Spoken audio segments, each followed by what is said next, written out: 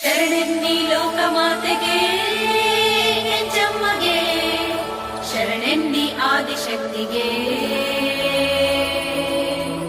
ಶರಣೆನ್ನಿ ಉತ್ಸವಾಂಬೆಗೆ,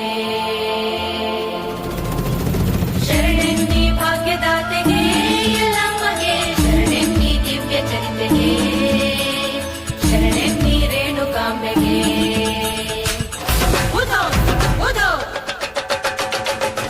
ಉಧೋ ಉಧೋ.